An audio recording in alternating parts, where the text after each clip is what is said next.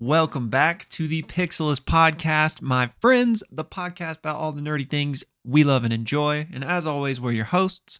That's Blake. I'm Will. And today we're here to talk a little Worlds Beyond Number, the Wizard, the Witch, and the Wild One. But before we jump into that, we like to do our little awkward small talk. So how are you doing tonight, my friend? Because we're a little bit out of the ordinary with our recording this time. That's right. It's our late night ep. This is an empty mug, by the way. I've got a Diet Coke. we just grabbed whatever prop was there. That's right. When the moment calls, we seize. So, I'm doing all right, man. So got the kids asleep and just ready to talk some WWW, some W cubed. That's right. Bringing that one back. Man. We get a DM from Taylor Moore. Please stop. He's like, do not, please. Do not make that. Guys, just stop covering the show, please. Yeah. You're kind of embarrassing us. Yeah. How are you?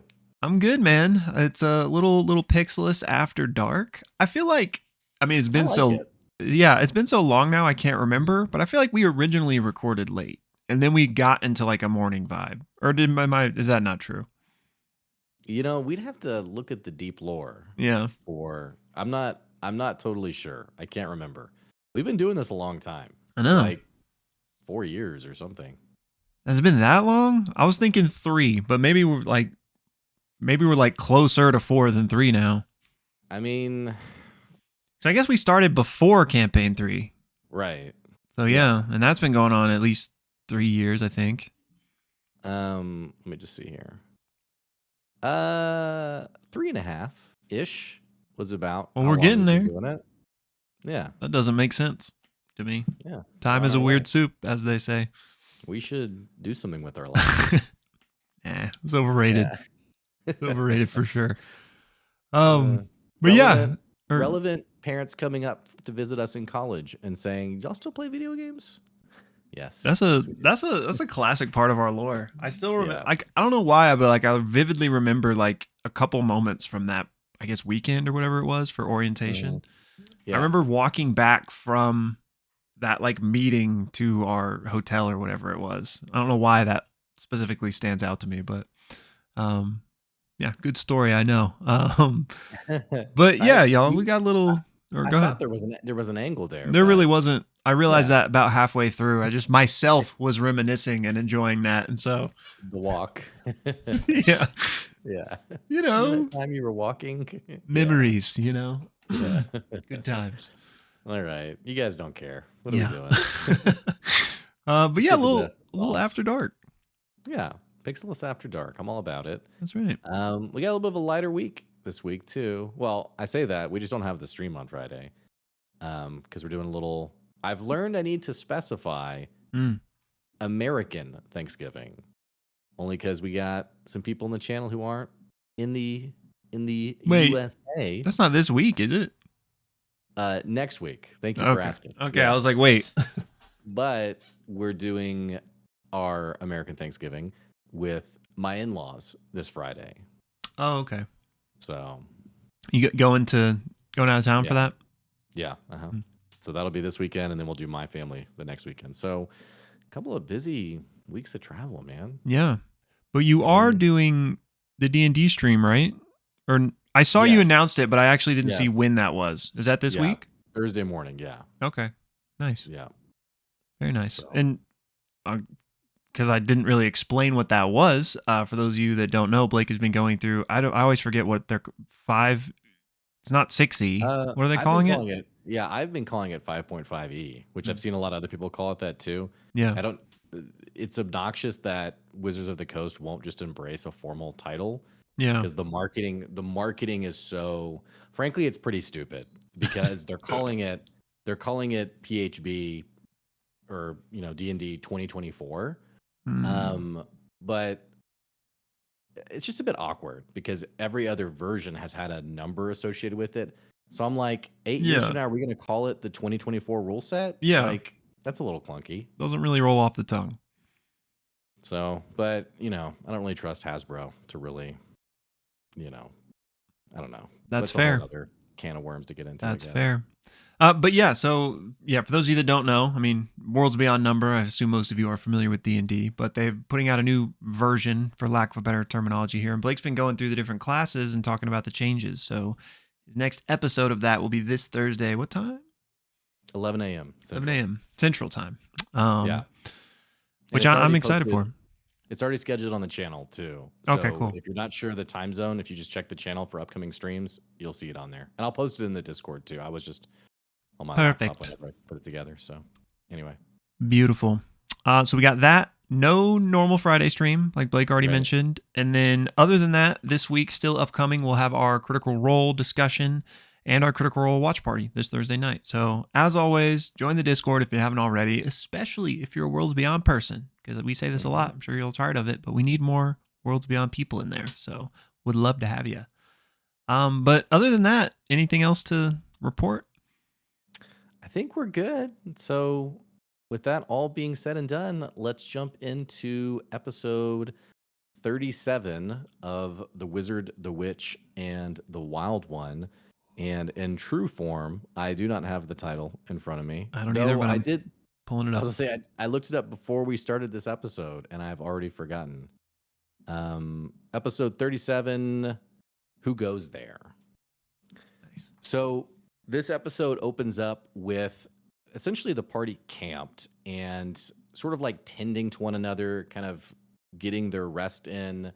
There's a conversation with Brennan on like, hey, do we press on to Absinthe? And Brennan essentially, I can't remember if it was through what's the number two's name? Not Silver, Sworn. obviously. Sworn. I can't remember if it's through Sworn or if Brennan just as the DM reveals this and essentially says, hey, you could press through to Absinthe, but it is likely a very precarious situation. So recommendation is you kind of take it easy, you rest a little bit and just recover. Ame, being now the arrived healer, tends to Sworn and helps as best as she can. Also gives a little saltwater taffy, some tasty goodness for him to enjoy.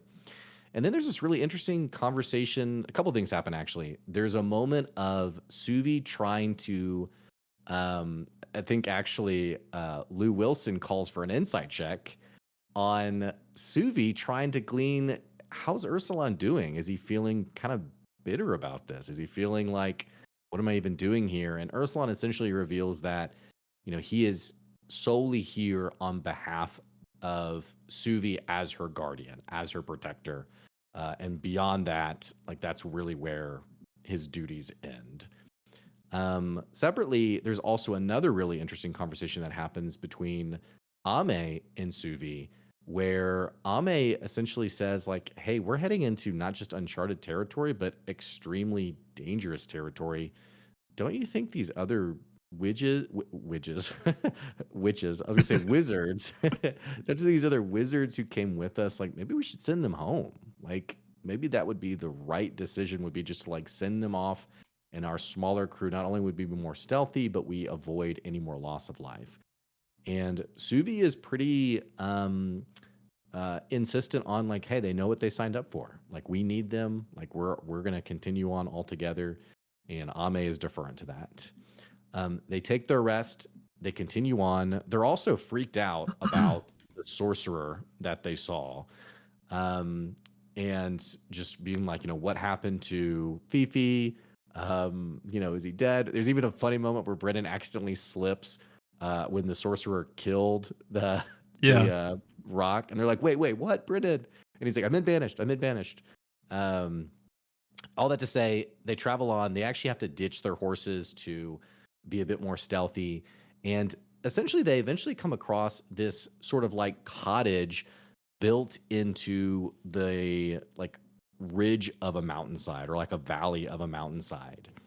And Suvi wants to inspect it a little bit more closely against Sworn's advice of like, we don't know if it's a trap. We don't know what's happening. They can see a few horses nearby that seem to have like Imperial either supplies or banners on. And it seems like this is maybe like where some people had camped out or found shelter.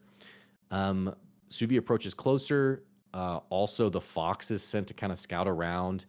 And through, I can't remember if it was investigation or like an actual arcana check or something happens where they essentially see through the disguise of this cottage, where they would have stepped inside to see like what is this place. They realize that this is actually a spectral. This is a specter. This is a ghost that is bound to House Bahadi after death, and this ghost is essentially creating this illusion of a cottage.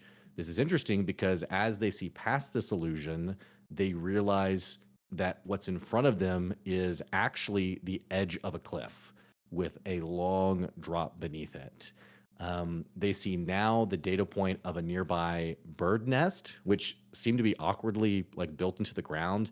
Now realizing this is actually on a cliffside, and they see at the bottom of this pit I think it was a couple of dozen of dead Imperial soldiers who had been brought in here and trapped. They decide this would be a good place to come back later on and see if they could perhaps free the spirit. Suvi brings out one of her ink demons and makes a sort of that demon sort of cartographer's. So I'm butchering it. Writes out a map basically and marks the spot. And then they continue on towards Absinthe. Where do you want to take it from there? Yeah. So after, leaving this trap behind, they continue forward and basically go without interruption or difficulty until they start to see the town in the distance. And they see destruction, first of all, but also tons and tons of smoke, as there are a bunch of witch fires that are burning in this city. Again, most of the buildings are either torn down or disheveled, but there is one lumber mill like up at the higher elevation, and it's like the last seemingly standing bastion in this town, as they can tell it's been like fortified and there's all these signs of war.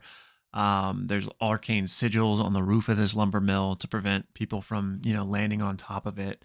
And there are also these two huge like constructs in front of it that were clearly previously used for harvesting lumber, but have now been turned into these, machinations of war, basically. And they also still see an Imperial flag flying at this lumber mill. They also see amidst the destroyed parts of the city down below, there are these kind of creatures that are all ambling back and forth that, as Brennan describes them, are prehistoric horned massive beasts known as aurochs. And then based on some context of what he says later, I think these are flying creatures because he compares them to eagles later, but that might be a mistake on my part. There's also a big lake at the base of this town, and around this lake are tons and tons of Gauthmai encampments with the sigil of House Bahadi. So they have made base there. They've destroyed most of the city. The lumber mill is all that's left. So Suvi kind of takes this in and tries to figure out, what do we do here? And as part of that, she does cast mage armor on Ame out of her ring. And she thinks to herself, why haven't Silver, and everybody else that's left just flown away and tried to escape at this point? Because clearly the town is lost. Why are they staying here? And it's this point that Sworn points out the Auroch beasts and says it's basically a question of stamina. As soon as they try to flee, those things are going to catch them, or chase them rather, and nobody wants to get torn apart by an eagle. So that's where I got the eagle thing from earlier. So they talk about it a little bit longer. And Suvi is basically trying to decide, all right, do we stand here and mount like a fight, or are we going to just try to sneak everybody out? And she ultimately decides that stealth rescue mission should be the priority here, at least the first priority. So she decides, let's try to get word to them first. And the best scenario they have here is to send the fox as kind of like a messenger to see if he could make it to the lumber mill without being detected. And he's like, yeah, of course. I'm too good for this job. And so what they're going to do is send the fox with a lock of Suvi's hair, because Ursulon is like, wait. That fox just barges in. They're going to first think it's like a bad guy, because we know that they are commanding the animals around here. They're shape changers. And so Suvi's like, okay, well, I'll send it with a lock of my hair so he knows it's me. And she is also going to send it with one of the ink demons, Enzo, I believe. It might have been Cyril.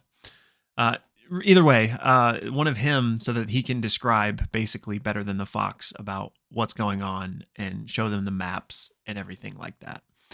So that's the plan. She gives those things to the fox and he basically takes off toward the lumber mill. Meanwhile, Sworn, Suvi, everybody decide to make it their way higher up to get a better vantage point on everything.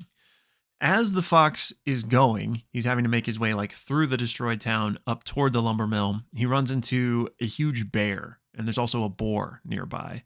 And the bear stops the fox and is like, "What's the password?" And clearly here, this bear is a druid, a shape changer, and there's some sort of protocol for animals going through this area. So Ame, of course, seeing through the fox, relays this, and they basically come up with this plan to just pretend that the fox knows what he's talking about. And I think, I don't know if it was this moment, but like I don't know if it was a nat 20. Oh, I have it written down. Ame rolled a nat 20 insight. And so that's when she comes up with this plan to just lie. And then the fox, I think, rolls a 17 on his deception. Where he basically just says like, "Hey, screw you, man. You don't know what I've been through to get here. Like, I'm going to go through, just point me in the direction of your leader. I got some important stuff to tell to him." And this works. But the fox basically just doesn't even wait for a response and just kind of runs through like he owns the place. But the bear doesn't chase him or anything. So he makes his way through the town until he runs into an owl.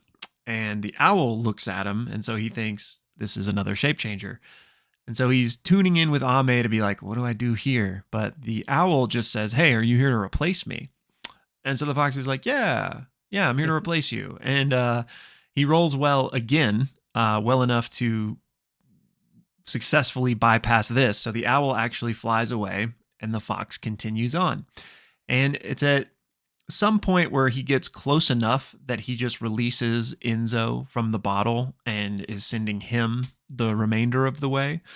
And so Enzo starts flying towards it. And then as soon as that happens, we cut back to Suvi and everyone. And in this moment, she gets a message from Silver. And the message just says, "Suvi, you made it." And Suvi says, "Of course, you called. Like, of course I was going to come. I love you." And Silver responds, does not address that, does not say "I love you" back or anything. He just says, "We're in a lot of trouble." And that's where the episode ends. Again, episode 37 of The Wizard, the Witch, and the Wild One. Look Who's Knocking? What was it? Do you remember? I'm actually looking it up again right now. Who's at the door or something? Yeah. Who's at the door? No, who goes there? Episode 37. So, thank you. And again, if you're watching just to recap, click the link, see our full discussion. Let us know what you think about it too. So anyway. But yeah, another shorter one. But I mean, maybe we should just say another regular one. And we were just spoiled for a little bit there at the end of Arc 3. We were eating good during the Coven of Elders. We were arc. And I mean, we're eating good now, obviously. Yeah. But, it's we had like a string, I feel like, of like 2-hour episodes. Yeah, I got used to it. I know. I was like, let's go. So, what number is this, by the way, of this arc? This was number 3 of this arc or number 4? I don't think there's been that many yet. I want to say 3. 1, 2, 3. Yeah, that was number 3. That's right. So, man, I have to anticipate it's going to be ramping up fairly quickly. I feel like we've kind of set the stage. We've kind of, played with the atmosphere, the environment a little bit. Yeah. I'm ready for Brennan to destroy us. Yeah. Is what I'm expecting. Yeah, I'm right there with you. And this is one of those ones where it left off, and I feel like I think I asked Taylor something like a question like this when we talked to him, but I don't think I did a good job phrasing it because I'm curious if their D&D session ended where this episode ended, or if they just decided that was a good part to like cut the episode in terms of an interesting cliffhanger. You know what I mean? I feel like we asked this directly, and I don't remember what was said. Well, I don't remember well enough to even like recap the situation, but I remember I don't think I phrased what I meant in a coherent manner when I asked that. I feel like it's the second one though, like the latter. I do too. Yeah, I think they find kind of natural cuts, Yeah. especially since they're recording over like a weekend, for Yeah, lack so of they a have better. like camps and stuff. Yeah. Yeah, it kind of makes more sense just to like, hey, we're gonna play for like 5 hours, and then Taylor's gonna just chop it up. Yeah. Is I think what makes sense, but That's what I would um, assume. yeah.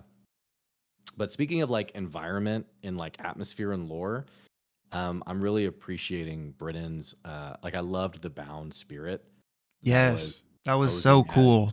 yeah, a little cabin in the woods. I don't know why this was so Zelda-esque for me. Mm, I don't know I why could I see was it. seeing. Yeah, I don't know why that was like registering with me, like the Kakariko village. Mm. When you go to like to the scary dungeon, Yeah, it was yeah, like yeah. vibes of that for some reason to In the me. well, Yeah, yeah. the So, lens of truth. oh I hate yeah, it. that's I right. hated that item. Yeah, that was terrifying. Um, yeah, I didn't have that thought, but now that you say that, I can completely see that. It reminded me of The Witcher, of like how you would just Mm. like come across a quest and it's like there's this haunted ghost that we, or so, so they didn't walk into it knowing it was haunted, but it just reminded me of kind of like the monster of the week type of story you would encounter type of thing. That game was also did such a great job of like the atmospheric buildup. Like you would find the footprints and then hunt the monster, Yeah. and it was never like as you thought it was, Right. right? I feel like Brennan does such a good job of like taking something that's like a simple concept and adding enough nuance and intrigue. A good example would be like the bird nest.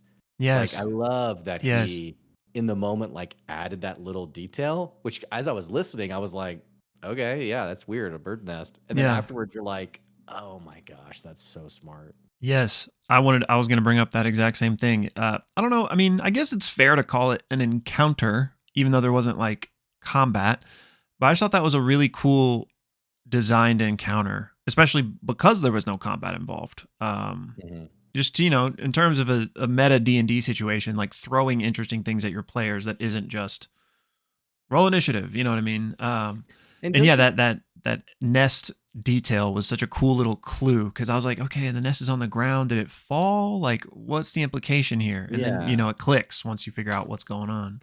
And think about how Brennan basically handles one of the most frustrating things as a DM, travel sequences. They're traveling to Absinthe, and like we've all been at the table where we're like, all right, it's like 3 days. Like, do you guys do anything? Nope. We're just gonna wait around. Yeah. Any important conversations? Nope. We're there. Nope. Yep. So it's cool. Like we've basically seen now a couple days travel, and there was never a moment where it felt um kind of waiting around or bored, waiting for time to pass, like waiting Yeah. to get there, so to speak. Yeah. So Brennan did such a great job of just like adding this flavor and adding these encounters, as you put it, that really it brings the world to life Yeah. too. Which I also really like is, and I'm not good at this, but this is something that I think a lot about is when you're inserting encounters and details, how does it add to the world rather than just adding stuff to do? Yeah. Yeah. Yeah. I 100% agree. And to that end, I really liked how, well, one, the lore behind it, that this was, I might need to look at my notes to reference this correctly, but it was like somebody that was a traitor, I think, Yeah, to the Bahati yeah, Empire or whatever. And so this was like their posthumous punishment, which one is just interesting, like how, and we know that they're like they deal in like nightmares and stuff like that. So it very much fits in theme, but it just makes me wonder like what kind of spell, like what capabilities do they have to like force something post death onto somebody like that. But then beyond that, I really liked how the entirety of the encounter was the illusion. Like they didn't then have to fight that thing because maybe it can't. I mean, not that mhm, part's not really important, but I just liked that like that was it. Like, okay, yeah, you noticed before you fell off the cliff, and now we're gonna keep walking. mhm. Just shout out to Brennan. Thought it was a really cool, creative way to spice up that scene, for lack Yeah, of a and better I word. liked. I just had a train of thought that I just lost as I was about to respond. I don't remember what I was saying about that, other than just I liked Um, it too. Was it about the Bahati, how they did it with the after death, or was it? I was on something about it. I remember now. I thought it was kind of interesting that this just I don't know if it speaks to like the innocence of Ame or like the naivety of the party, but just this whole like let's take a note of the spot so we can come back and like free her or help her later. And like we don't even know. I mean, this could be a deeply evil. Like it could be she got what she deserved, right? Yeah, And I'm not even saying like implying that we know that. I just think it's we continue to see. And this was even less Ame. I think it was even like Suvi and Ame and Ursulon, but we continue to see like the good will of this group yeah, in insisting that they come back or that someone comes back at some point. And I think actually, if I wasn't prepared really to talk about this, so I need to go back and listen to it. I don't remember if it was like originally a question of like tactics of like Suvi like marking it so that future groups wouldn't encounter it. But I think there was another conversation of let's come back and free it at some point or like help it at some yeah. point. There was. Okay. I don't know if the intent was for them to deal with it, but they were like, let's make a note of this, even just insofar as to make sure future Imperial troops that come through here like don't fall victim Yeah. to it. So they Yeah. wanted to eventually do something about it. Yeah. But yeah, and Well, or go ahead. go ahead. I I was was actually changing okay. Yeah, seats. I have one last thing on this. Yeah. Speaking of the whole, this was some sort of traitor that they cursed with this existence. Yeah. Is whatever this is a spirit, or is this a new like delineation of entity? Because like when before we got the lore drop on it from Brennan, I assumed it was a spirit that like and Mhm. it was just fulfilling this purpose. But when we found out it was previously a human, it made me wonder like, okay, is this just like a new classification of ghost entity, or like do they have a way to like make spirits? You know? Yeah, I don't think so. I think it's just like same name or same like phrasing, but entirely Yeah. different That things. would be my guess too. Because really, spirits are. This is not really accurate, but spirits are really like fae Right. or that kind of thing. Um, which as Brennan's built out the world, I wouldn't even call that super accurate. But Right. and then this spirit is literally a dead person, Right. a ghost, I guess, Yeah. specter. But I wanted to go. I wanted to back up though Yeah. from this to Ame and Suvi's conversation about sending the soldiers home. Mm. I thought this was a really interesting Yeah. conversation. And I'm just gonna pull the trigger on this. Do it. I got to give a shout out to Aabria. I love Suvi. She's doing a great job playing Suvi. Man, Suvi is such an unlikable character. I mean, I just and I give that disclaimer only because as we've covered content in the past, I think sometimes people struggle to like see the difference there. Yeah. I think Abria has made a really great character, and it's fun. It's Yeah. genuinely fun seeing what Suvi's going to do. But gosh, man, it actually reminds me of the previous episode where Suvi sends the message to Ame and says, "I don't have time to say sorry," but then gives like, Yeah. I'm like, you couldn't have slipped a sorry in there Yeah. somewhere, Yeah. like, you know. Reminds me of the I don't have time to explain why I don't have Yeah, time to explain. yeah, that's right. And So, good. I don't know. What was your reaction to that conversation? Yeah, I really liked that moment too. Because it speaks to Ame's character too, being like, Mhm. let's get this cannon fodder out of here. But from Suvi's The perspective, it's DM fodder is really what it is. yeah, Brennan's yeah. Brennan's plotting, I'm sure. But from her perspective, it's like she's trying to save Silver, and Yeah. they already ran into one encounter that Ame wasn't there for, and like she knows how that went. So I think she's just like worried about it, and is like, no, we need all hands on deck for this. Well, and Um, totally from like a strategic tactical perspective, yeah, which I think that's also something that I really like about um like the brilliance of how well Erika Ishii and Aabria Iyengar, how they're playing their characters, because they're such great foils of like, I mean, literally, Witch of the World's heart, yeah, empathetic, compassion, and here's Suvi, representative of the Imperial Citadel, Yeah, like strategic cold, war. Yeah. calculated. Oh Yeah. yeah. They do such a great job of I don't know if you ever remembered like playing games as a kid and you're like, I'm the dark one. Like I have a secretive past. And Yeah, like yeah. everything is so like over the top.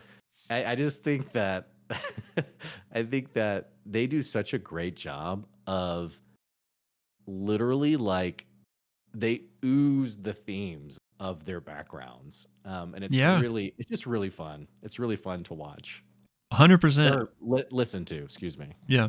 No, I'm right there with you. I think they both do such, I mean, we've talked about this many times, but they're so good. And not that this specifically is the greatest example of this, but they're so good at like the most subtle like oozings of those things. Yes.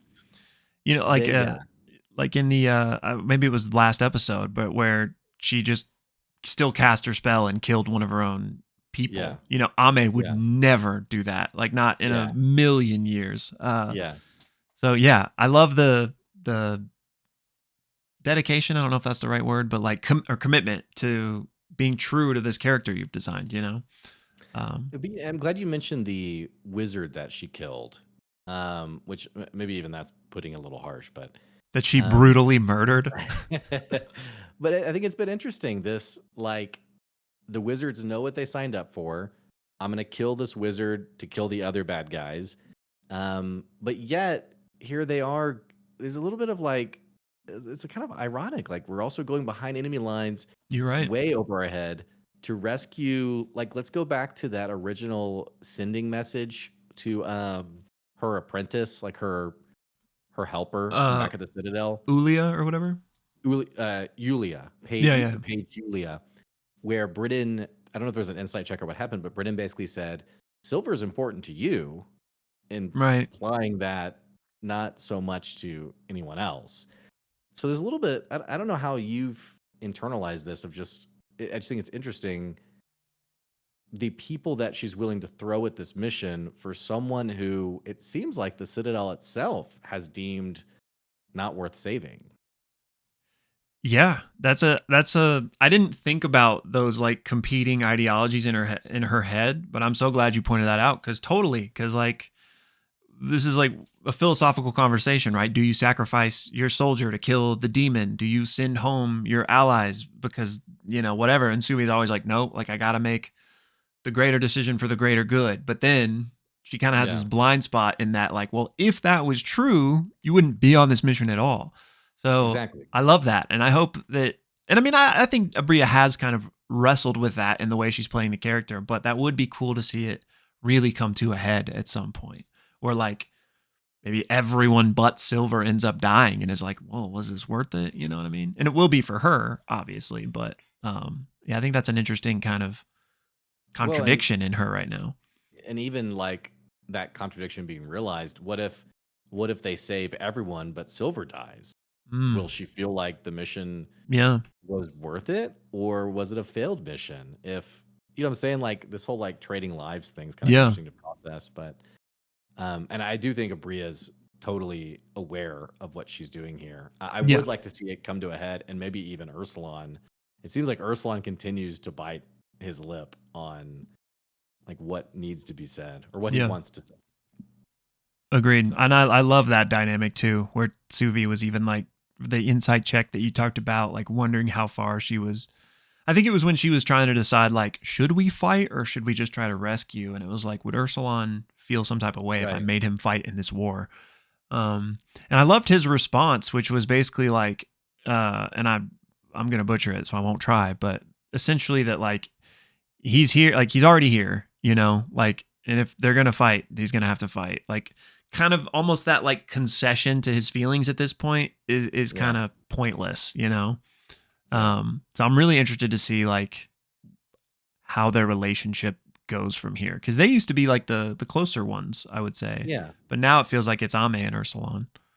I feel like we keep coming to this position of like uh, not necessarily like equity between friends, but like there's just a lot of like slights seems too intentional a word, but it seems like there's a lot of slights that happen usually from Suvi to Ursulon and Ame. Yeah. Though in the Citadel, Ame and Ursulon like ran away. Yeah, You yeah. know, that hurt Suvi.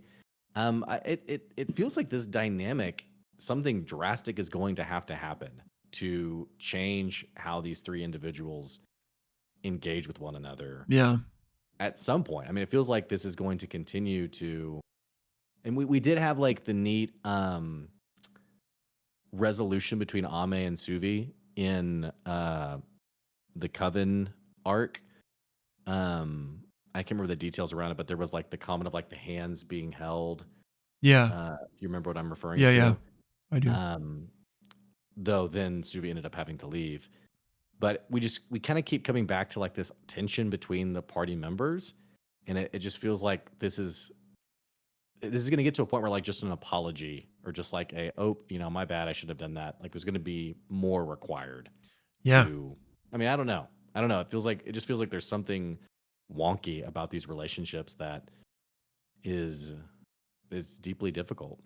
Yeah, no, I agree. I definitely feel like it's going to get worse before it gets better too, because like they're kind of diametrically opposed at the foundation in terms of like how they view the world, and just thus far it's never really been an issue. But now we have the Coven declaring war on the Citadel, and the Citadel is not going to take kindly to that once they get in the know. So I imagine it'll continue this way until what I would guess is Suvi kind of is forced to come face to face with like the horrors of the Citadel. And that's not to say that like it's black and white, they're evil, witches are good, but like definitely feels like Suvi isn't really fully ready to accept that side of things yet. And maybe when she does, then they can kind of actually mend those fences. Yeah. Moving forward from here is just kind of jumping around towards the end. Yeah.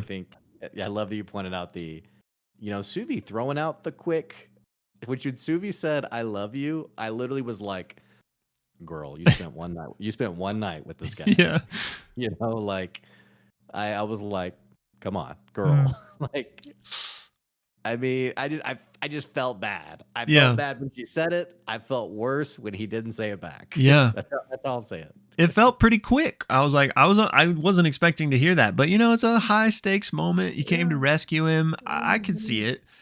But then on him not saying it back was super sus to me. Like I wonder if there is, because we talked about, was this a trap? And it doesn't seem to be a trap, at least insofar as clearly there's people still in the lumber mill putting up a fight every day, but just something feels weird to me. Like, is whatever's happening that pressing where like the first thing you say is we're in trouble, and not even love you too, but like that obviously would have been nice, but like, I don't know. It just felt like something felt weird about that response, and the fact that it was used as a cliffhanger probably also is making me feel that way, but I don't know. Something's off. It does feel off, yet the other details we've seen don't seem to confirm. I mean, I shouldn't say it that way. I don't know what trap this would be. Yeah, I guess I don't either. I guess other than capturing, the Archmage Apprentice, which would be probably a big deal. But yeah, I don't know what the angle would be. I do think the response was interesting, and if nothing else, I think Brennan even said that like, the message didn't, the rescue message, I think Brennan said didn't go to just her, that like it went out to a number of places, and Suvi was the one who responded. Yeah. Which also to me makes me think it's not like a specific trap for her, though it could still be a trap. Yeah. I don't know if we know that in terms of hard canon, but like that is the assumption that that went out to all the nearby speaking mirrors. Right. But we couldn't confirm or deny because that one base didn't have one. So like they didn't get it, but because they didn't have one type of thing. Yeah, I don't know. And it's just his tone of voice I thought was a bit strange.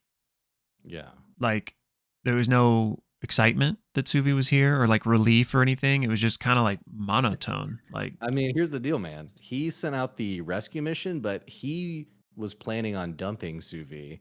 So It's like, ooh, yeah, he was like, ooh, yikes. I was kind of hoping it wouldn't be Yeah. you. I didn't know you'd be in range. Yeah, this is really awkward now. Been So meaning to tell you, we need to take a break. yeah. Kind of hoping I died here. I don't know. I don't really know what to make of it because again, yeah, I don't think it was a trap in the previous way we were considering it to be a trap. But just yeah, something feels weird. Like and I wonder like the way Brennan presented it is like, yeah, they took over the town. They forced them back into this lumber mill, which has been hard for them to take. But like as far as Gauthmai is concerned, like they're done with this place. They've left just a few troops to starve out these people, but like the main peeps have moved on.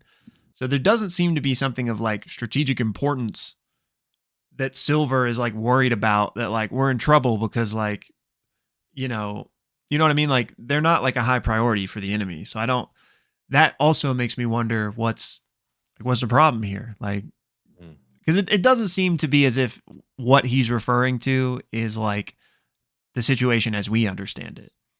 Like the implication there is there's like something worse that you don't even realize yet. And I don't know what that would even be. Yeah.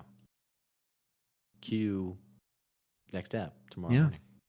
So yeah, I in terms of that, I guess I don't have much more to say other than that I'm very sus. But I loved this entire sequence with the fox. I mean, the fox is always just the best, honestly. Brennan, I know you're setting us up for the emotional trauma of something happening to the fox. And I'll just say, don't you dare. I was worried about that, to be completely honest, because there's this weird kind of tug of war where like, I'm trying to decide how to best say this. Like, so sending the fox in through this occupied city to soldiers that are going to be on edge, like, is a dangerous situation. And so you're like, well, he might die. But kind of on a meta level, it's like Brennan probably wouldn't kill the fox in like a random way. You know what I mean? Yeah. Like, even though that is really dangerous and like if this was all real, would definitely present ample opportunity for him to die. I don't feel like the fox is going to die unless it is like a very like specific situation where like Ame does something incredible. We don't have to get into it. And I'm about to lose my train of thought. But point is, because the fox can't be brought back like a normal familiar. Like when he's dead, he's dead. Yeah, that's my understanding. Yeah. Unless, I mean, maybe there's like I don't know. I guess I don't know actually. But yeah, we were told that like it's not like find familiar in 5e. Yeah, I will say that you can revivify an animal. So, right. So if somebody had like resurrection magic. Yeah. So but like none of them do, I don't think, at this level. Correct. Yeah. They're level 4. I don't know the witches. I know they released the witch class. Right. But I don't know how detailed. I haven't looked at that. Typically I think at level 5 you get revivify. So it would be interesting what Ame, who's now being seen as like the healer of the group, what would be in her toolkit once they're level 5. Yeah. And I can't remember when it was, maybe in a fireside chat or something, but I do specifically remember Brennan saying that like when they die, they die. Like it is different in that way. But that being said, especially since they're crafting this witch class themselves, might he add some sort of like revive familiar spell in addition to like potentially revivify or normal resurrection magic working. Anyway, all that to say, I was worried for the fox, even though on kind of some level I didn't think anything would happen to him at this particular point. But I wonder how much like Erika thinks about that at this stage. Yeah, because I was wondering if she would, when they were making this plan, if she would say, I'm not comfortable with that. That didn't happen, but yeah. As is the theme for this group and campaign 3 of Critical Role, I also found myself as the fox was going through this town thinking, honestly, back to the previous conversation of like, hey, what's our plan? Are we fighting our way out? Like, what are we doing here? Because this isn't like 5 soldiers who are like guarding a path. Like this is an encampment of it's not like the main army, obviously, but it is an encampment of soldiers. And so beyond just the Fox's safety, I was also kind of wondering like, hey, like what's the plan here on getting, because also surely they're not going to be like, to the other wizards who are like with silver, excuse me, being like, hey, we're actually just here for silver. Yeah. So if you guys can just hunker down, we'll come back later. Good Like, luck. I don't see that happening. So Yeah, me neither. I definitely am kind of wondering, like, what are y'all hoping? And Brennan's also, by the way, communicated in a number of ways of like behind enemy lines, like this is extremely dangerous. I'm just kind of wondering, like, what their plan will be. Yeah, great question. Because I mean, they already kind of pointed out that like it's not as simple as just like sneaking out and running, because those beasts are gonna like hunt them down. So like, I don't know what the plan is, unless whatever spells Suvi and Co have something that these wizards didn't have already have access to, and thus allows an escape plan all of a sudden. But I don't feel like it's going to be that easy. And then even if they get out of like Abyssin, they're not out of the woods. Like, and the airship's not picking them up, right? Didn't Suvi say just go back to the base and wait for us there? Right, that's right. Oh, yeah, so they got to make it all the way back. And she got rid of the sending scroll, right, to be able to call for help if she needed it. So yeah, I'm curious to see, and that's even before whatever wrinkle Silver might be about to throw in our faces. Yeah. But yeah, I don't know, and I'm shifting a little bit. If you had something more to say in that realm, one thing I wanted to point out, because it stood out to me as a potential like pro DM move, is when Brennan was doing the whole fox encounter and got to the owl part. Well, 2 points here. One, I thought it was interesting lore-wise that the owl, presumable shapeshifter, had like some sort of attitude and felt some type of way about House Bahati. Yeah. Which made me wonder, what's the dynamic there? Like, I figured are you not working for them? So is this like a mercenary shapeshifter, or what's like the political... You, man, the little nuance, the little tiny details add so much flavor to the world building. Yeah. A great little wrinkle that Brennan threw in there. So that definitely had me wondering what the dynamics were there. But then on top of that, so Ame was kind of peering through the fox, so she was present in a way. But then there was this whole language thing where like the fox only knows Imperial, but this owl was speaking in Gauthmai or whatever language it was. Point is, the fox didn't know it. Neither does Ame. And yet, like, if I had been in that situation, I could see me being like, oh, well, what you guys, it doesn't work. Like, the fox can't understand what he's saying. There would be no real feasible way to translate via Suvi in that situation, because she's not connected to the fox. And yet Brennan just hand waved all of that. And even though Suvi said, like, I tell him how to say this in Gauthmai, I just like, that was a learning moment for me, because I know that I would have been like, no, that's just not going to work then. But he was just like, this probably isn't worth, a moment like really getting into the weeds on of how that would work. And yes, that you did it. So I just appreciated that moment. I struggle with that too, of just like getting kind of caught. Like, frankly, I think of it as like breaking momentum, like the momentum of the moment, to be like a little too granular on like, well, the fox doesn't speak that. So and I do like Brennan kind of just moving past that for the narrative. There's also a really good mod post in the Critical Role Twitch stream that essentially says something like this, of like, hey, there are people playing at a table and they're going to like make quick decisions like this, even if it's not quite according to the rule set. So please be nice. I think this is I would agree it's a pro DM move, but I think you have to also know your table, and that some people are so insistent on details and the rule set that I think they sometimes have a hard time moving past the hand wave, even though you're trying to help them get past it. But yeah, that was a good moment for sure. And to be clear, I think like the pro DM move is knowing when to hand wave and when not to, when to be like, that's not going to work. Cause like and I'm not saying I already said how I liked how Brennan did it here, but like that could have also been an opportunity to have like a really cool puzzle, as it were. Like, well, how do we get past this? But like in the moment, in the narrative where the story was going, like it wasn't important to have that moment right then. You know what's funny too? That like whenever the fox was being asked for the password, I was driving in my car and I was pretty much almost screaming like, just say Bahadi. Like they're all working for House Bahadi. Like just say it. And considering the owl's response to that, I wonder if Brennan even had an idea of like if that's the angle they went and it causing more problems. If this is like a mercenary group who actually despise working for House Bahadi. Yeah. That could have been even more interesting. That's a great point. Maybe that line was Brennan just cluing the group into like, this could have been, you could have guessed, you could have guessed poorly. Yeah. I didn't even think about that, but that's a good point. So, anything else from this app? I'll do my patented quick scan over the notes, but I don't think so. I think we hit the main things I wanted to. Another fantastic episode. I love it.